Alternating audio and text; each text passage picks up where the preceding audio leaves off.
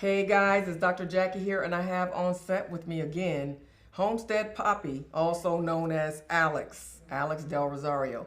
And I really want to talk about a topic that I've approached from different angles because I'm very concerned about people wanting to be happy. And I feel like sometimes you might want that cake and you ask for the recipe, but you're mixing all the wrong ingredients together, or you just might be missing the key ingredient. So that cake just isn't the same cake when you try to make it. And so that brings me to introduce our topic, which is shifting sexual culture. I really want to talk about how the sexual culture has shifted from generation to generation. So we can talk about, the X, Y, Z gen and how they see sex as opposed to older generations. And what does that mean? I want to drill down and really talk about it. And I love the fact that I have this male energy here to help me to discuss it, but also someone younger, right? Yeah. Because I think when we were talking in the green room, I was talking about sex, and I was teaching some pointers about it. And you said, it's like everything that you teach is really hidden. But you said, I think that my generation has drifted so far from that staying point sexually, where there was a strong sexual foundation that wasn't so sensual and only into me, I, that I'm just concerned about how will people be able to receive and process this information. So I think that this podcast is going to help to I hope so. kind of make that bridge to connect. Yeah. So I want to kind of just start off and just ask you to kind of describe, first of all, what do you think the shifting sexual culture is for younger generations? Yeah. So I would even start off by saying it was even hard for me because it's almost like me being your son, I see the healthy perspective of what sex and marriage is supposed to be and the beautiful thing that it leads to. But then I live in this world, in this generation, where it's all about being the best that you can be. Oh, like she better, like I'm the best she ever had. Or, hey man, I ain't never had an experience like this. Like, calling girls nicknames based off of things that they can do very well. And it's so much about that. And then even the woman starts to brag like, oh, well, I'm Mrs. Deep Throat, let's say, or something like that. Where it's like that becomes so much of the interaction is this expectation that everyone's putting on each other to be like basically almost like a porn star. So now if you are, let's say, just average in whatever part, if maybe you can't go for 30 minutes and you go for 15 or something like that, that might be an issue because you literally have women now where it's like, oh no, like my expectation is to be sore, to not be able to walk right, and stuff like that. Then I know you did it right. Exactly. So where before, it's not that your generation didn't have that, but that was like almost like, woo, my husband really put it down last night for this special occasion, and now I'm like, but no, they want that all the time. But look at what you guys use in terms of terminology. Beat it up or smash. It's like, it's so violent sounding. It's like, but so what I hear you saying then is that, or hit. Did you hit? Yeah, did you hit? So I hear you saying that performance is everything. Yeah, so you got people that's trying to perform now. And I always say this, like I took modeling, so I was professionally trained to do certain things in front of the camera. Now any and everybody's on YouTube or whatever, they're doing their videos and they're saying their things just like an announcer and everything. So now you got people that done put on those stripper shoes. Exactly. They done put a pole up in their house. Literally. Or a sex swing. Yeah. And they know how to do all of the same moves. They've studied, so they're operating at that level. Exactly. So you're talking about like expert porn level. That's exactly what I'm getting at, where you have to think about it this way. And me and one of my close friends spoke about it. When I was 16, like 2010. So what is that? Like 13 years ago. It was one of those instances where when you were dating a girl, it was normal to ask, what is your body count? Like, how many people have you been with? Are you a virgin? That half of people that are dating now don't even know what their body count is because it's so irrelevant.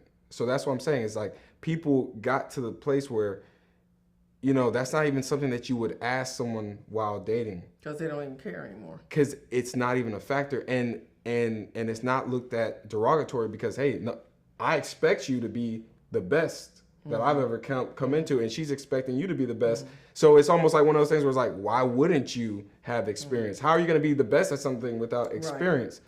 Right. But here's my issue. So I have younger people that come to me, I have my practice, and so I'm seeing clients, and when I have a client that say in their late 30s, 40s, all they talk about is maybe the frequency of sex or the type of sex that they're having. But it's like the performance issue is not, they are concerned sometimes about the performance, but it's not like the first thing. But when I talk to younger people, it's like, that's what, we used to go out on a date. That would determine whether this is somebody that you want to continue to coalesce with, right? Or that you were interested in. Y'all go out and have sex first. Exactly. And it's like, that seems to be your metric to, do I want to date the person again? Now, do I have it wrong? No, I don't think that you have it wrong. What I was saying in the green room was more so, your right way is so far from where we are at that it's almost like looking at something and saying that's prehistoric. It's kind of like how a lot of Christians look at the Old Testament. The Old Testament's still relevant, but it just seems so far that you're looking at it like, oh, that's unrealistic. Yeah, it couldn't happen now. Couldn't happen now. So but that's what I see. Let me spit some knowledge to you. First of all, kids are being more abstinent now. Abstinence rates have gone up. So kids are waiting longer to have sex. I did not know that. There are a lot of people that are abstaining even into their late 20s and 30s without having sex. And this is across all areas, people that are non-religious and people that are religious. Because here's another thing now. What I like about Christians today, younger Christians, is that they're upfront. Like if they're doing the do, they let you know. Correct. Whereas my generation, they tip and toeing, but they doing it, but in the name of Jesus, so nobody would know. But I don't really see a distinction too much, whether it's a person of faith or it's not a person of faith. That sexual cultural shift affects everybody. I agree. So what I wanted to start to say is, this is just my premise, right? This is what I believe.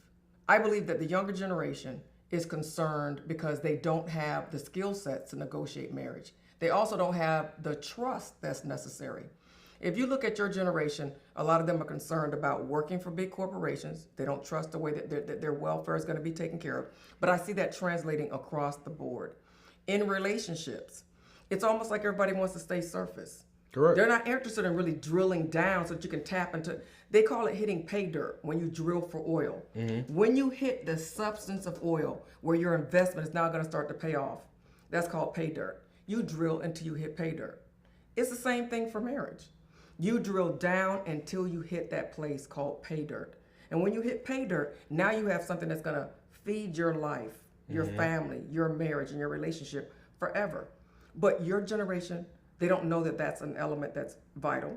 Number two, I don't think that they even understand how to do it, simply because now the way in which you do your communication is all through social media. I was talking to somebody the other day, and they were like, oh yeah, I'm in a long distance relationship. So we start talking about how complex is that, how difficult. Oh, we talk all the time.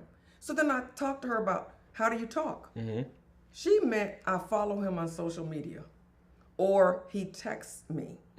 That is what she considered communicating. Do you understand how many nuances are lost when you're doing that? First of all, that is so stagnant to say that I was talking to somebody or interacting through some fake pictures that they posted on social media. Because we all going big on social media. We want to like we're somebody, we've done something, and we got this wonderful life. So I'm saying you're taking the wrong ingredients. So I'm going full circle to my intro, right? The skill sets would be that you have to spend time with the person in the context of a real environment. The difference between love and infatuation is only that. Infatuation is when you feel that you've fallen deeply in love with somebody, but it's not based on real scenarios. So it means that you've been living in your head and you've been imagining that person, being with that person, and you fall in love with all of those images. That's called infatuation. You'll know because your heart can be broken. You get over it in a second. But when love is built off of real interactions from real scenarios, and when your heart is broken, it remains. But I have to say the same thing about, developing whole relationships. Those kind of fake scenarios of social media is not enough. It's not the right ingredient for you to really find real love and build off of it. And then even going back to sex, if like you said, you didn't have to work to see that person in that vulnerable state, then it's already lost its importance. So that's, again, I think that's really good. I think that You that's need to say that again. well, if you didn't have to work to see someone in their most vulnerable state, which is naked, then why would you covet it? Right. It's not that important to you. It's not that important. It's not valued. Yeah, exactly.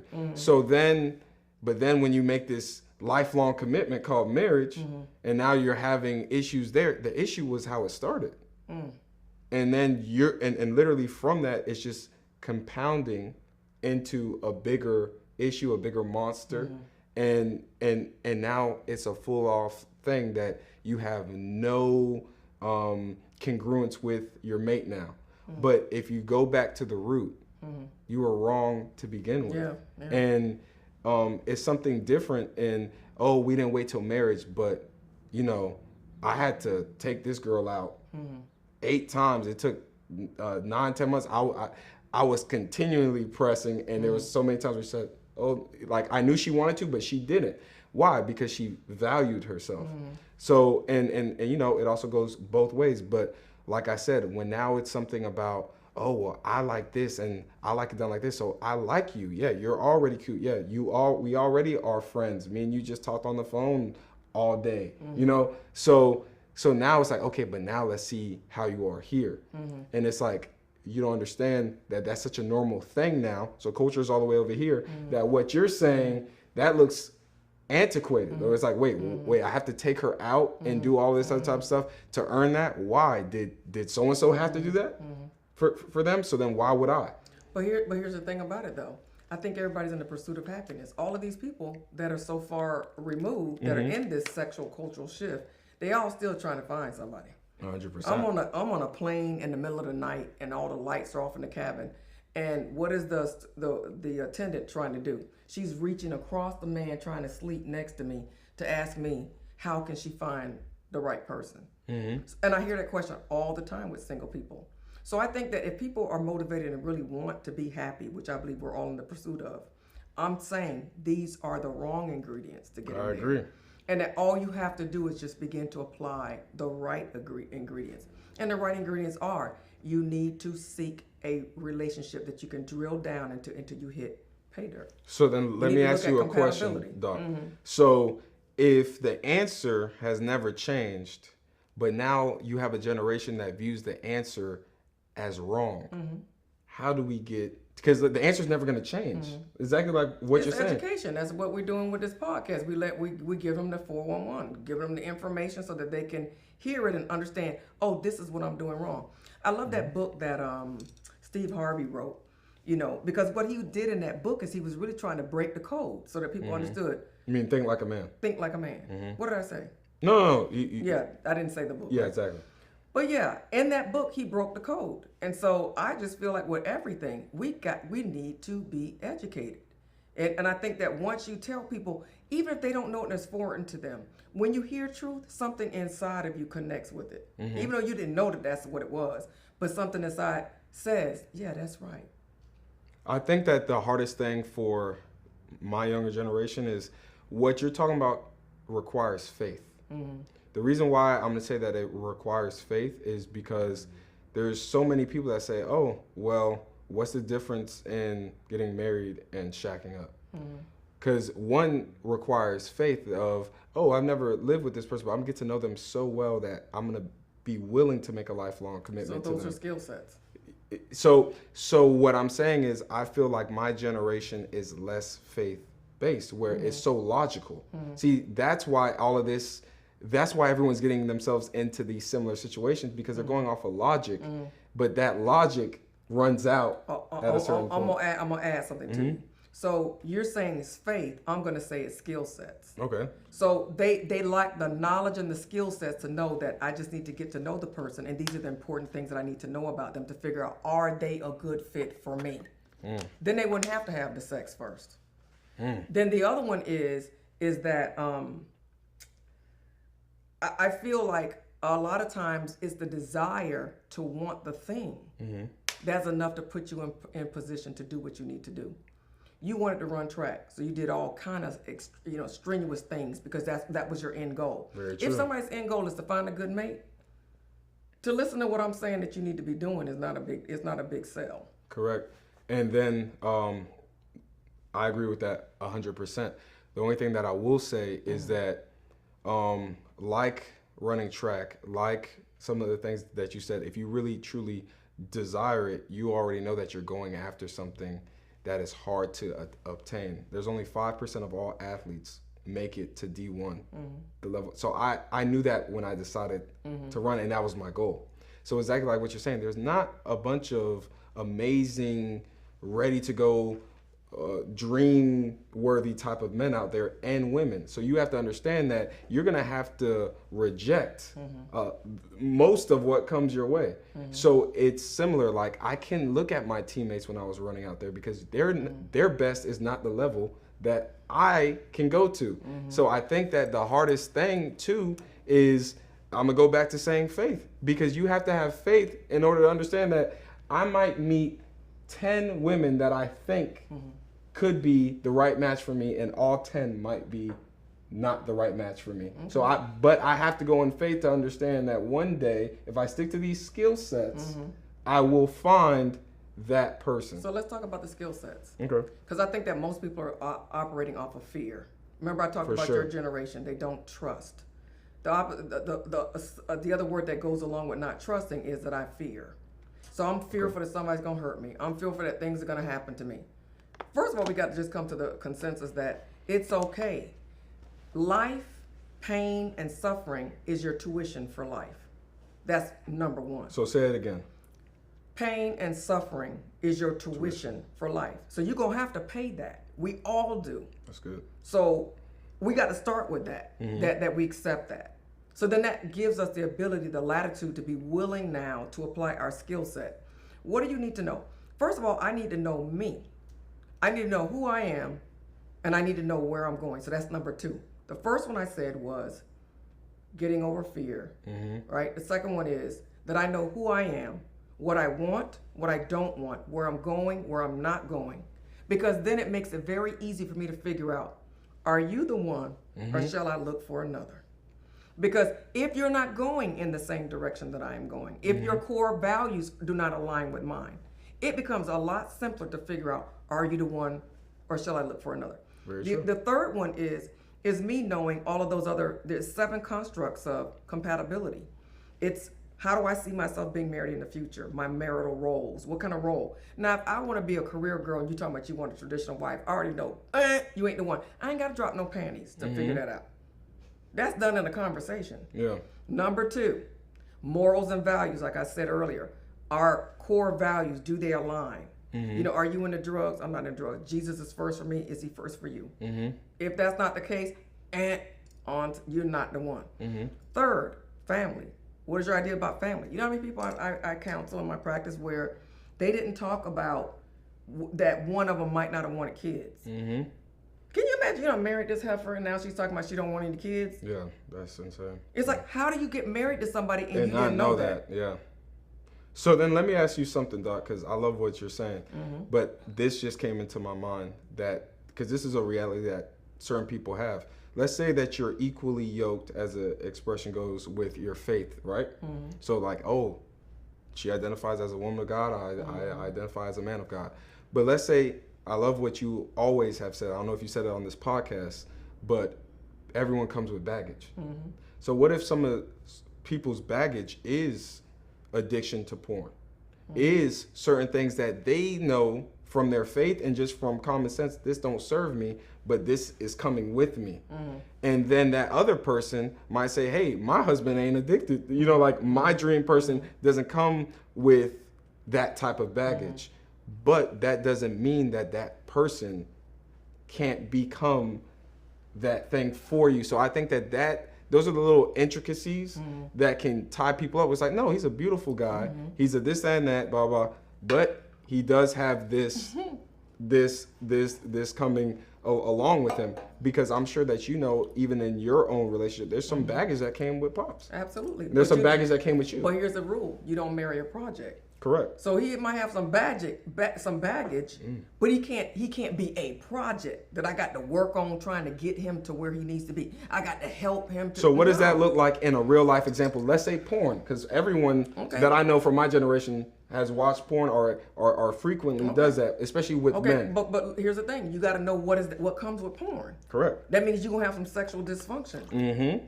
That means that there might be a need for him to be out there doing other stuff away from the family and the home. Okay. So most people are interested in marrying potential, right? They marry this idea of who the person said that they were and this package of who they're going to be.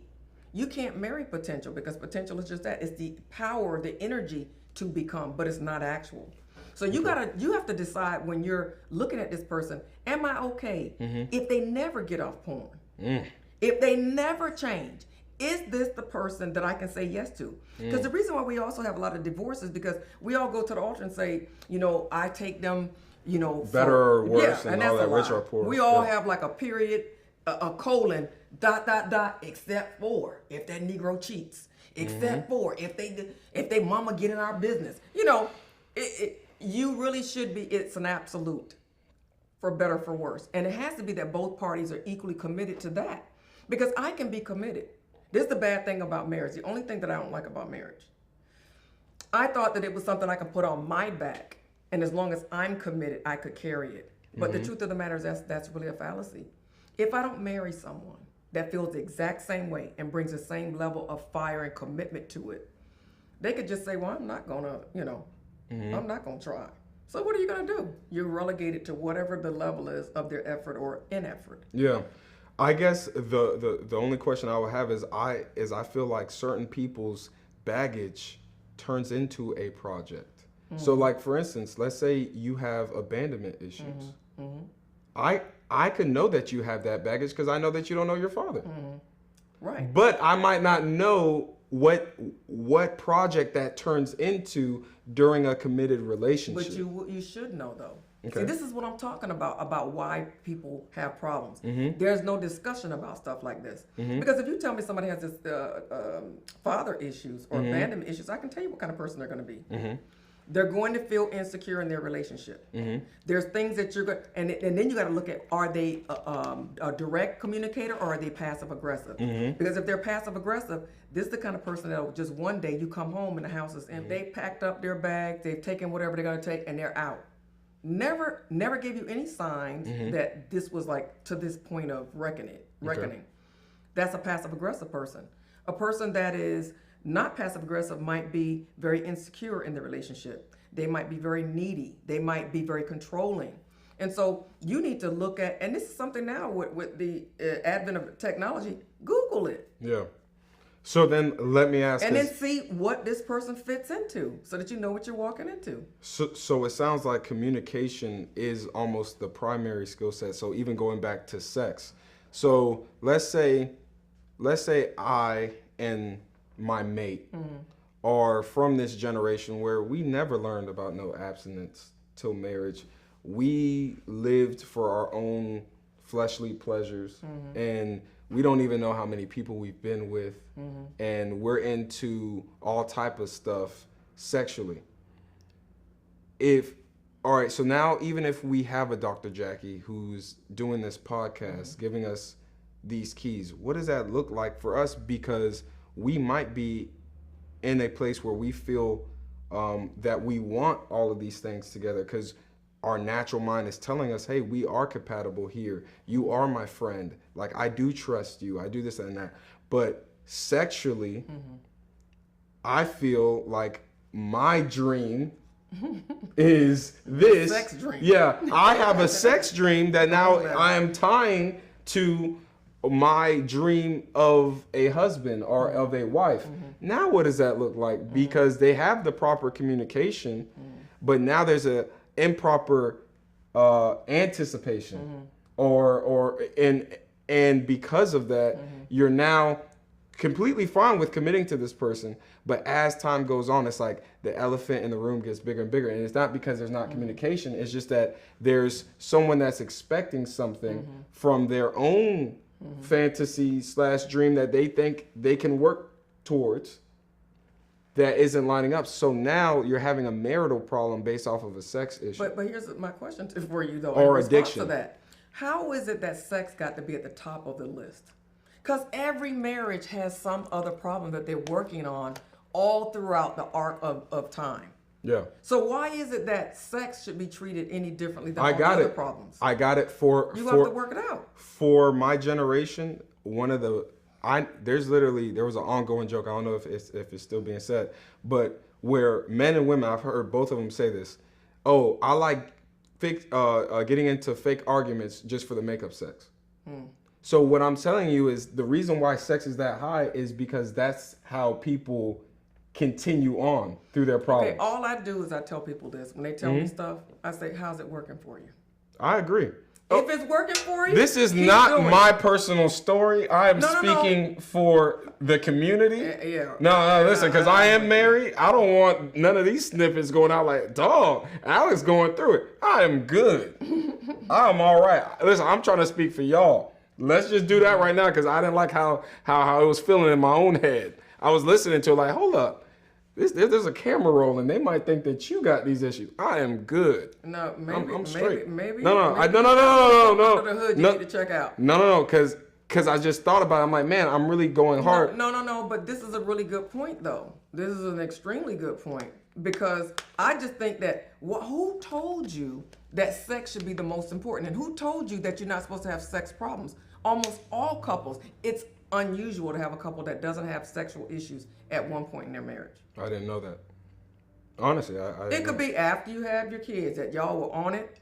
After you have your kids, maybe now the wife is not as into it. That's what I'm saying. Who's telling us this? This is what I'm trying to say. That's what I'm trying to tell you. No. Amen. Look, I'm high-fiving you, but you have to understand that even for me, look, you didn't tell me that. You know what I'm saying? What it is that fear causes you to always see this monster in the room. Mm-hmm. And when you turn the light on, you realize it's this little small thing that's made itself out to be something bigger. So what I see in this sexual cultural shift is that you have generations who through their fears have now imagined something to be something that it's not. Okay. And now they created this whole workaround to address something that's not. Think about what I'm saying. Sex is a problem for most couples for different reasons. And everything that's a problem in your marriage is usually not a problem the whole arc of the relationship. It becomes a problem. As you're evolving for this season of your marriage, it could be that sex is a problem. On this arc, finances, it could be, or something like that. The children, how you raising the kids. It could be that now sex comes up again. It might be dysfunction or a lack in libido or whatever. There's things like that. I think that the whole point that I'm trying to say is that we have a false image of what a committed relationship should look like. And you guys have now constructed, when I say you all, I don't want to make it sound as if I'm differentiating other than to say this sexual shift, cultural shift, right? I agree. So you guys have now created this new environment and this fake way of dealing with something that's altogether fake. Because your ideal of marriage is not going to get you to happy. I've never seen so many unhappy people. Correct. Dissatisfied. They're running this game. You go out there, you swipe, right or left, and you meet these people, you hook up, you do all this stuff, and everybody's still empty and lonely. Yeah. Suicide rates going through the roof. Correct. So again, I asked the question: is it working for you? Yeah. And the answer that I'm getting is a resounding no. Yeah. And being from the younger generation and dating the wrong and then the right way, something that I can say just personally is that literally you open Pandora's box when you do things out of order, just for the simple fact that now you know stuff that you shouldn't know. And I think that it's hard to go back to a place of innocence. Oh yeah. So what I hear you saying, you're talking about your appetite. Yeah, for sure. There's a proverb, it's sort of like a proverb, that says, "Don't awaken love before it's time." So you talk about people maybe of faith or whatever, and they decide to be abstinent. I was abstinent in college simply because I wanted somebody to love me for me, and so it had nothing to do with religion. I was a bona fide heathen, and so, but I did it because I wanted to. I realized I needed to get to know myself better. I also realized that if I removed that from the equation, it made everything very simple for me. Yeah. It made it very easy to understand why was this person with me, to judge all of the issues in our relationship based on their own merit. Because I took that big thing away that could influence all of that. But I want to take this time to shift our conversation. Okay. I think that this is linked to something else, right? I want to talk about how femininity, not feminism, femininity, and how that also comes to play in this sexual cultural shift. To me, what I sense is that I'm hearing from both parties, males and females, that there's a movement away from femininity. It's like y'all even calling girls dudes now. Dude, and bro and stuff. Yeah, and bro. It's crazy. I'm like, I sense that there's like a moving away from emotions. Like you don't want, women are emotional. Correct. We were created to be that way. So it's like I'm seeing them wanting to stamp down, like, don't be emotional. Don't be feminine. Act like a man. Date like a man. Have sex like men do. Just pick up somebody when and you it's finish funny with because them. you even reference think like a man. And look how big that Oh my God. that now book went. women aren't thinking like Exactly. a man. I Literally, was and acting like I was one. gonna say, you said that you liked it, but it was, to me, I understood what Steve Harvey was trying to do, but I was very against it because I am a man. I don't want no woman thinking like me. That's good. Because they don't know how to. Oh, that's good. So even if you're a man trying to teach them, they're not men. Imagine think like a woman. Why would a man understand a woman? Love a woman. Not, you don't need to think like me, because there's certain things that I inherently think that is against how you inherently That's think. good, that boy. Yeah. So I gotta give you that. So at the end of the day, I mean, I like Steve Harvey. I love what you're doing on Family Feud, but I was against that. It was a great movie and everything. It was entertaining, but just the premise of it, again, it's a good intent, but don't move the goalposts. The goalpost is there for a God-given reason.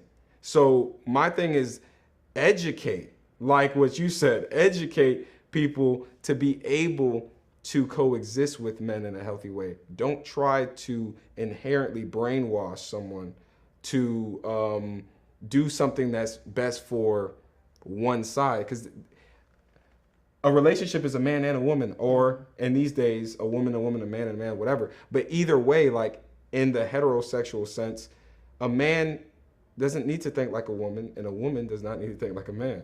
They have to learn how to coexist And understand and love each other. That's it. Thinking that's something that you always break it down with language centers and psychology. There are certain things that are innate to men and they're innate to women. So there's certain thoughts that we have just because we're men. Yeah. There's certain thoughts you have simply because you are a woman. Right. So to try to make me think like something that God didn't create me to be in itself, in my opinion, is wrong. I get the intention. Yeah. So I'm not condemning him whatsoever. I'm just saying I lived it. And No, thinking and telling young women to think like a man, it's not it might remedy little things, but it's gonna still leave you with the same problem at the end of the day. But in do my you opinion. think that what I'm saying is correct, though? By the way, I love what you said, because that's a big... See, it's the small distinctions. It's the that small make the difference. things. It's the People small just don't things. understand that. They say the "Oh, it doesn't devil's in the really matter." details. Yeah, it is. Yeah. It is. But do you think that femininity is being, abhorred in this age? I would say I would need proper definitions first off, because now they've redefined and defined so many things. So I know feminism, that was a movement. Femininity, to be honest, I don't really know the difference. So let's qualify it. I'm talking about the pride and the luster and the dignity of being a woman. And that, to me, is people are trying to squash it. Yeah. It's like I heard somebody saying, like, emotions, emotions are this. I'm not an emotional creature. Well, I am. Yeah, you definitely Because I'm going to celebrate. That's my femininity. That's the one thing that really does distinguish us. 100%. As a sex. So to say that I'm not emotional, it means that I'm trying to put a lid on my femininity. Exactly. But I think that men also they don't seem to like the feminine side. I think both sexes kind of wish that the other one was like them. Correct. But I just feel like it's on a bigger stage in our culture now where femininity is trying to be squashed. I think as we're looking at equality in the workplace, equality in relationships, we got to make sure that we don't lose identity in the process of trying to gain equality. I was going to say, I feel like the biggest issue with any relationship is a lot of people don't know the art of patience. Like What do you mean? to be patient is a skill set. It's something that you have to learn. So certain people have more patience naturally, but to be a patient person, I don't believe anyone naturally you have to work at that to get to that level where you have that. The reason why I'm bringing that up is because that's what love is. The foundation of love is patience. Because like you said, just with you being exactly who God calls you to be, it's going to be so polar opposite in certain areas than me. But if I don't have the patience for me to deal with what needs to change in me for me to be able to appreciate that, then me and you are always going to be North Pole, South Pole. We're always going to be on the opposite side of the globe because I don't have the patience to allow literally what's supposed to happen to happen. So there's something that happens organically in that friction that brings y'all closer together. Well, I have to tell you, with that, on that word, I think it's a really good conclusion to a powerful conversation. Now, you helped me to move the needle with this one. Come on now. I am the needle. Well, I'm scared. And I'm moving. Homestead Poppy. And I'm moving. We'll move on. Yeah. Well, on that note, that's the end of our podcast. To me, this was hot and smoking. A lot of good information, and it puts us right in perspective for the follow-up. Thanks for joining. We'll see you on the next one.